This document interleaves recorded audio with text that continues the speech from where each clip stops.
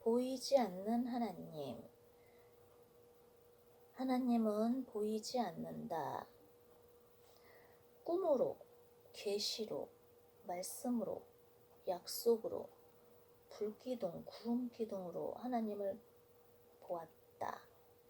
모세가 시내산에서 하나님과 독대했던 그 시간에도 실제 하나님의 얼굴, 하나님의 모습을 보았을까?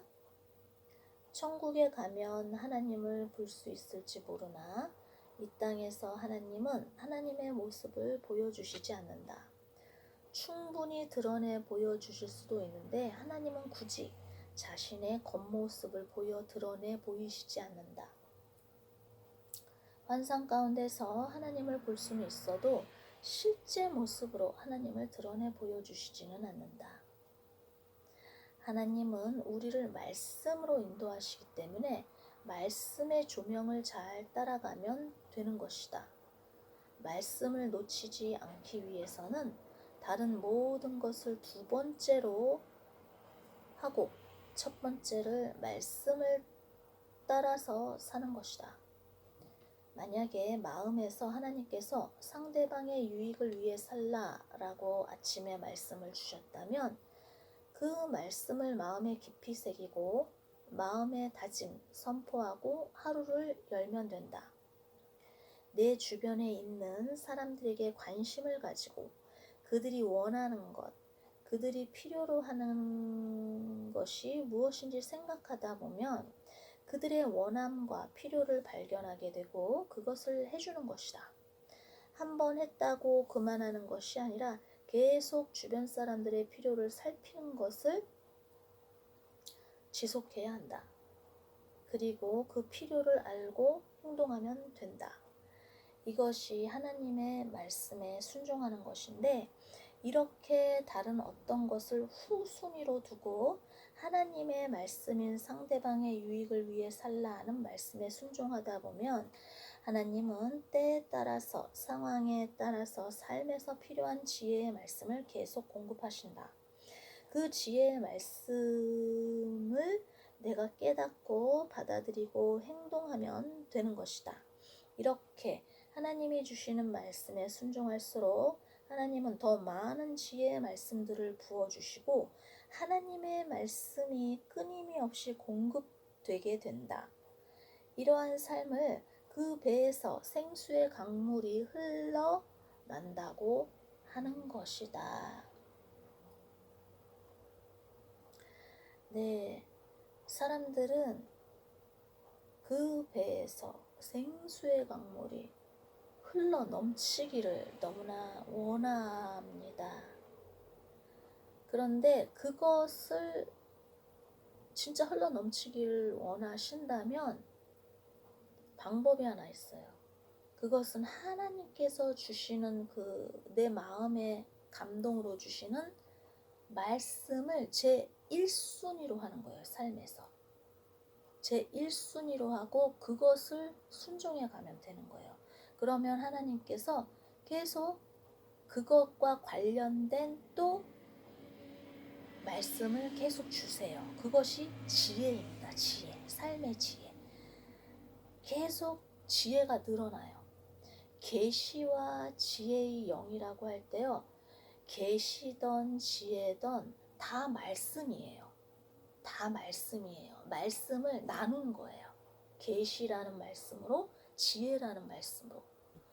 제가 삶에서 인도함을 받을 때 하나님께서 계속 삶에서 어떻게 살아가야 하는지 그런 것들을 가르쳐 주시는데 그것이 말씀인데요. 그것도 말씀인데 이것이 지혜구나 라는 것을 알게 되었습니다. 그리고 하나님께서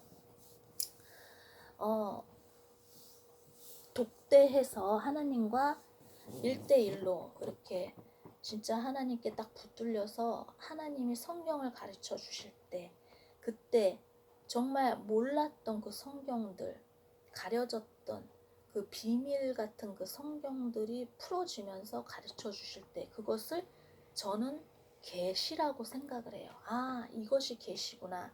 이것이 지혜구나. 그렇게 이렇게 알아지더라고요. 처음에 처음에 하나님은 이 생수의 강물을 처음에는 그렇게 흘러 넘치도록 그렇게 주시진 않아요. 처음에는 되게 샘물,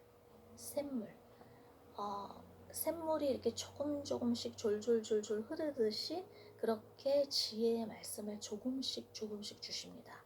그러나 하나님과 동행 관계 속에서 계속 순종을 해 나가다 보면 그 샘물이 점점 강물이 되는 거예요. 샘물이 점점 불어나서 강물이 돼서 더 많은 말씀들을 주시게 됩니다. 그래서 하나님이 굉장히 많은 말씀을 주시는데 이러한 말씀들을 언젠가는 다른 사람들과 나누게 되겠구나 라는 생각들을 하게 되었습니다.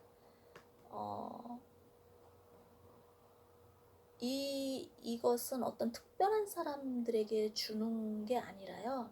하나님은 하나님의 자녀라면 누구에게 이러한 열린 마음으로 이렇게 생수의 강물이 흘러 넘치기를 너무나 원하세요. 그러기 위해서는요, 하나님과의 독대의 시간, 하나님과 1대1의 관계의 시간, 하나님만 바라보는 시간들이 필요한 거예요. 그래야지 하나님과 가까워질 수가 있죠. 저도 그래서 어떤 하나님이 보시게 하는 영화나 어떤 애니메이션이나 어떤 그런 영상들을 보게 하실 때가 있어요. 그런데 그렇지 않고 이렇게 제가 보다가 보면 지금은 이거 보면 안 되는 것 같은 그런 느낌이 들 때가 있어요. 그럴 땐 제가 탁 끊어버려요. 그 영상을 보다가도 딱 중단을 하고 가만히 있어요. 그냥 무조건 뭘 하지 않아요. 아무 일도 하지 않고 가만히 있으면 그때 하나님의 말씀으로 인도하십니다.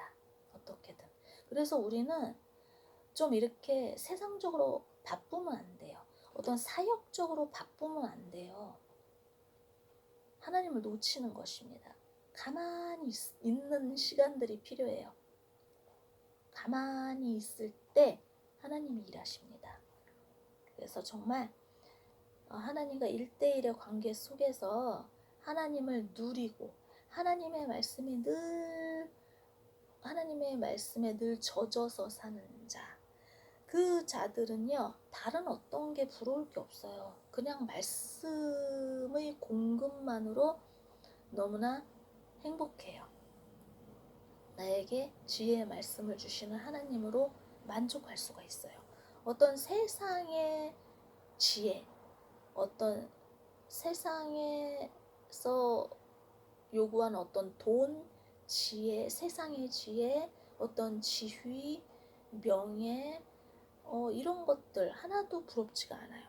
하나님이 주시는 지혜로 살다 보면 그것으로 충분하고, 어떤 주변에 사람들이 잘 나가는 사람이 있어도 그들이 하나도 부럽지가 않아요.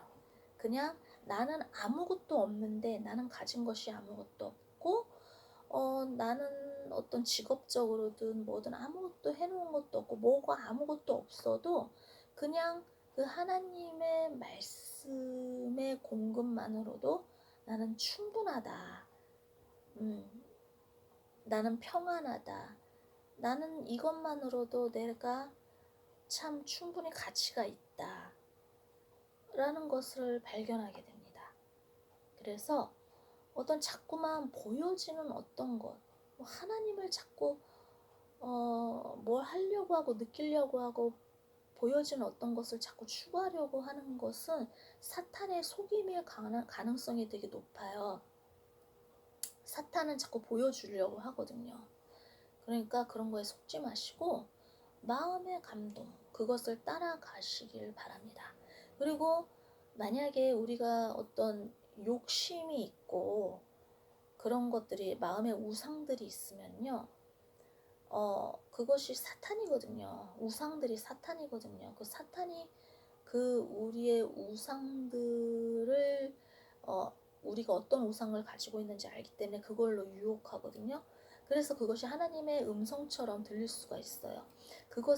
그래서 하나님께서는요, 자꾸만 자기를 부인하게 하시고 자꾸만 뭔가를 내리게 하시고 포기하게 하시고 세상적인 걸 계속 포기하게 하시는데, 그 이유가 하나님과 독대시가 1대1의 관계, 동행의 관계를 해주시기 위해서 계속 그것을 하시는 거예요. 계속 우리는 세상적인 것을 버리는 훈련을 계속합니다.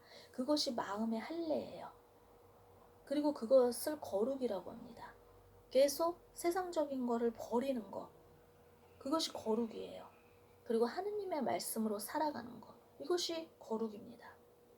하나님은 우리가 거룩해지기를 원해요.